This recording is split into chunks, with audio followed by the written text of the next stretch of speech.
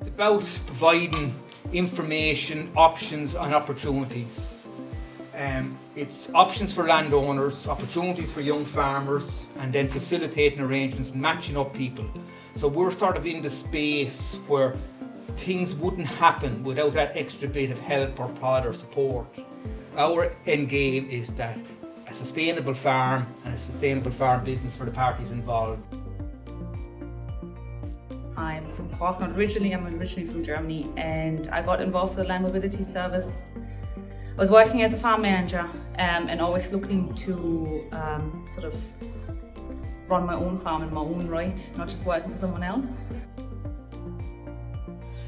To look at generational renewal, succession inheritance, there needs to be an industry-wide approach, and that involves integration of different collaborators and actors. Of course, the Land Mobility Service is well networked and well known, but we see it as growing within its remit going forward.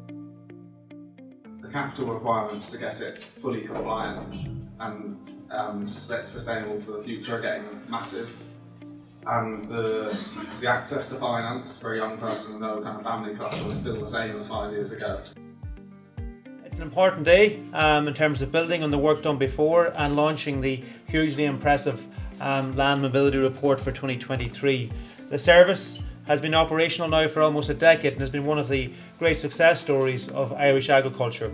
It has played a huge role in facilitating the movement of land from those who have to those who need it through innovative systems. Overall, I fully recognise and support the importance of generational renewal, attracting young farmers and facilitating business development in rural areas. In recognition of this, the department has been contributing funds since 2014 towards the operation of Macro na Firma's Land Mobility Initiative. This initiative works well alongside my department's collaborative farming scheme to encourage partnership, in particular between older and newer farmers, which has been always been continued which is being continued under the new CAP strategic plan and will be launched later this year. And I'm also providing a contribution of €100,000 for the service now in 2023, and you will have my full support in driving this forward. It's actually fabulous to see a committee put together like this today, that there's youth involved in it for the next generation, which tells the story going forward where farming needs to go.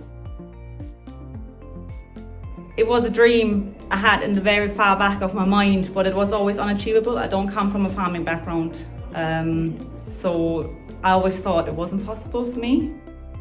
And so basically the Land Mobility Service has basically made the dream come true. Minister, look, I really appreciate the department and the public purse standing behind this service, and I say that as somebody who has had a long career myself in the whole area of farm policy and a connection between the policy and the actions and delivery. And Minister, I would say for the 100,000 that you're putting in, it's great value. It is really, really money well spent.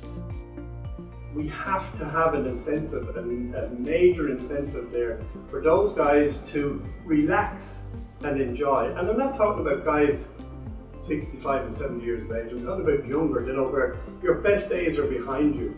But to incentivize the landowners to relax, let them get the benefits from the state, to bring in a young person and give them an opportunity. I am a firm believer in using all the tools at our availability to leverage generation renewal. Initiatives such as the Land Mobility Service are crucial. The Land Mobility Service is a tried and trusted example of what can be achieved with support, hard work and ingenuity, and when all three come together. Access to land is widely regarded as the single most significant obstacle to young farmers seeking an opportunity in our agriculture sector. As we stand here today, across the road from the corridors of power in Ireland, 1 in 16 farmers are under the age of 35. To put that in context of a GAA team that represents every single parish in every single county across the country, from the goalie to corner forward, all over the age of 35, every single player of the team. The first sub is under 35. Now, I'm not a betting man, but my money wouldn't be on that team to be lining out behind the marching band on county final day.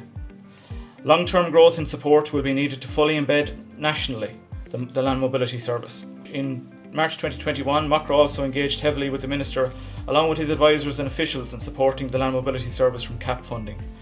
At the time, the recommendation from officials and advisors was to seek additional Exchequer funding as a more secure form of funding for the service to grow long term. And I appeal to the Minister once more to deliver on his commitment and promise to look favourably on our proposal, to link us in and embed us with Teagasc and all the other stakeholders within our sector. I have been asked, and some have asked me, to be patient over the past 2 years, to turn down the revs, and that you don't need to agitate the tank every day. I think that we've waited 16 months for this to be delivered, and I think it has demonstrated a small amount of patience.